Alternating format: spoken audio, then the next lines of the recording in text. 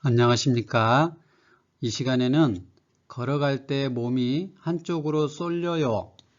노인 환자들이 가장 두려워하는 질병은? 이라는 제목으로 말씀드리겠습니다. 질문입니다. 다음 중 노인 환자들이 가장 두려워하는 질병은 무엇일까요?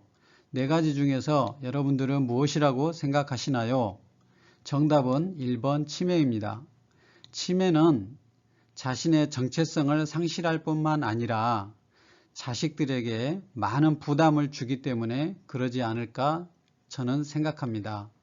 그리고 뇌졸중, 암, 심장병의 순으로 노인 환자들은 두려워하고 있습니다. 이 순서는 저의 내과 의사로서의 경험치이지 어떤 연구된 결과는 아니라는 것을 말씀드리겠습니다. 62세 여자 환자 케이스를 말씀드리겠습니다. 집에서 잠깐 의식소실이 있었고 어지럼증, 두통이 있었고 상체가 한쪽으로 자꾸 쏠리는 증상이 있었는데요. 이 증상은 걸어갈 때 심해집니다. 새벽에 이 증상이 있었고 응급실에 가서 CT, MRI를 했습니다. 특별한 이상이 없었습니다. 이틀간 병원에 입원하고 퇴원했습니다. 병원에서 이 환자의 추정된 병명은 일과성 허열 발작이었습니다. 말 그대로 잠시 동안 뇌허열이 있었다, 그런 뜻입니다. 저는 여기에 미세경색이 있다고 판단했습니다. 미세경색이란 뇌 곳곳에 아주 미세한 혈관이 막혀서 미세한 뇌경색이 여러 군데가 생긴 것을 말합니다. 이 경우에는 CT나 MRI상 정상으로 나오지만 이런 증상들이 지속될 수가 있습니다. 저는 이런 경우에는 경동맥 초음파를 시행합니다. 경동맥 초음파를 이제 보여드리겠습니다. 이제 경동맥 구조를 잠시만 설명드리겠습니다. 심장에서부터 나온 피가 총경동맥을 지나서 뇌로 가는 뇌경동맥, 그리고 얼굴로 가는 외경동맥으로 나누어집니다. 이 경동맥 안을 초음파로 들여다보는 것이지요. 이것도 그림입니다. 경동맥이 총경동맥, 그리고 뇌경동맥, 뇌로 가고 외경동맥은 얼굴로 갑니다.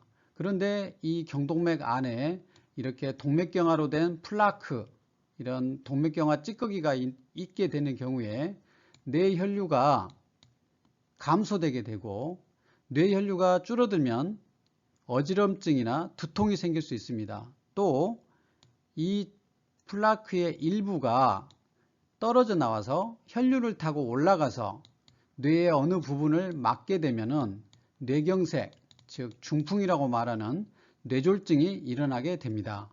그래서 경동맥의 초음파는 어지럼증, 두통, 그리고 몸이 한쪽으로 쏠리는 이런 증상이 있을 때는 꼭 해봐야 되는 그런 검사입니다. 62세 여자 환자분의 경동맥 초음파를 했습니다. IMT라고 하는 것은 인티마 메디아 티크니스 해서 내막 중막의 두께를 말합니다. 그래서 레프트는 왼쪽이고 여기에 보면 두께를 쟀습니다. 0.12cm입니다. 보통 0.1cm, 즉 1mm가 넘으면 이 두께가 두꺼워져 있어서 동맥경화증이 있다고 말합니다. 근데 이 환자는 0.12cm, 확실히 두꺼워져 있습니다.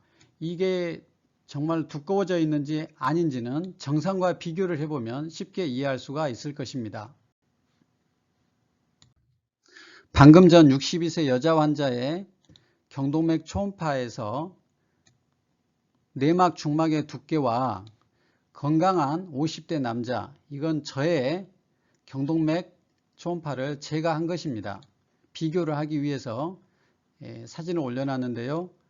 여기 보면 0.06cm, 0.6mm고 여기는 0.12cm, 1.2mm로 약 2배 차이가 납니다. 그래서 확실히 동맥경화로 내막 중막 두께가 두터워져 있다는 것을 알 수 있을 것입니다.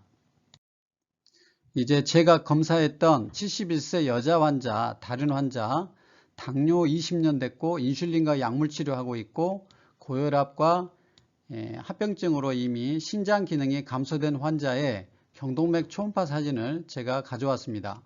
여기 보면 0.11cm로 두터워져 있고 이게 얇은 데도 있고 두터운 데도 있고 이게 울퉁불퉁합니다. 그래서 동맥경화증이 있다는 것을 초음파로 잘 알 수가 있습니다.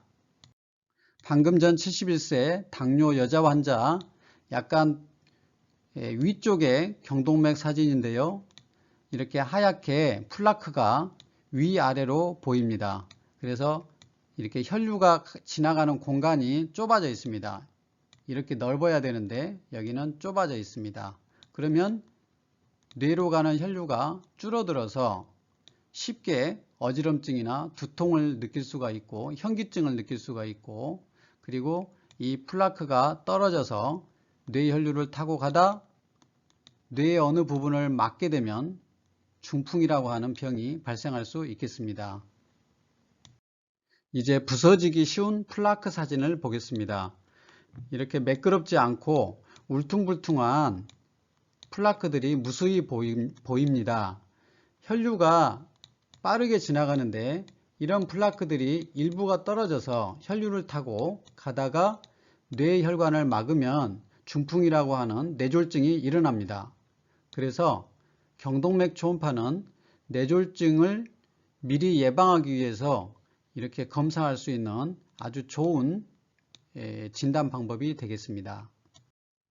이제 심혈관 질환 예방을 위해서 아스피린 사용법에 대해서 말씀드리겠습니다.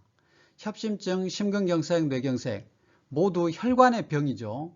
이 혈관 질환을 한 번이라도 겪었던 사람, 이 사람이 재발하는 것을 예방하기 위해서 아스피린을 사용하면 유익합니다. 이것을 2차 예방이라고 합니다. 그런데 이 혈관 질환을 한 번도 겪어보지 않은 사람, 이 사람이 이 혈관 질환이 오는 것을 예방하는 것을 1차 예방이라 합니다. 그래서 1차 예방을 위해서 아스피린 쓰는 것에 대해서는 여러 가지 논란이 있습니다. 그런데 10년 심혈관 질환 위험도를 계산합니다. 그래서 10% 이상이 되면 아스피린 투여가 유익하다고 합니다. 10년 후 심혈관 질환 위험도를 계산할 수 있습니다.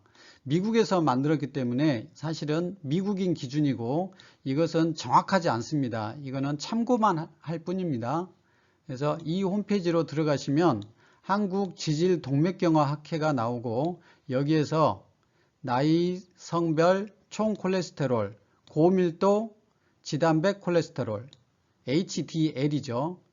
수축기 혈압, 흡연 여부, 고혈압약 사용 여부 이것을 넣고 클릭하면 그 퍼센트가 나옵니다. 그래서 이 10% 이상이 나오면 한 번도 심혈관 질환이 없는 사람이라도 아스피린을 투여하는 것이 유익하겠습니다.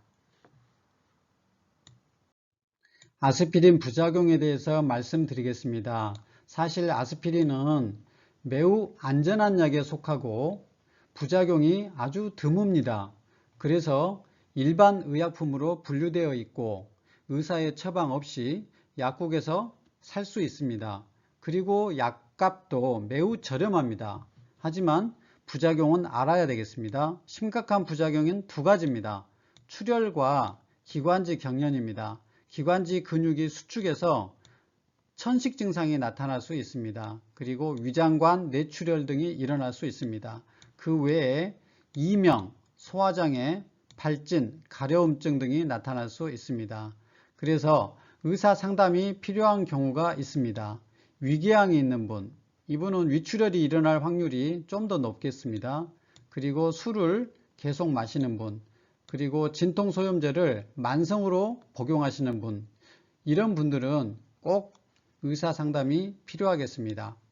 이상으로 심내혈관 질환과 경동맥 초음파의 유용성, 그리고 아스피린의 부작용과 용도에 대해서 말씀드렸습니다.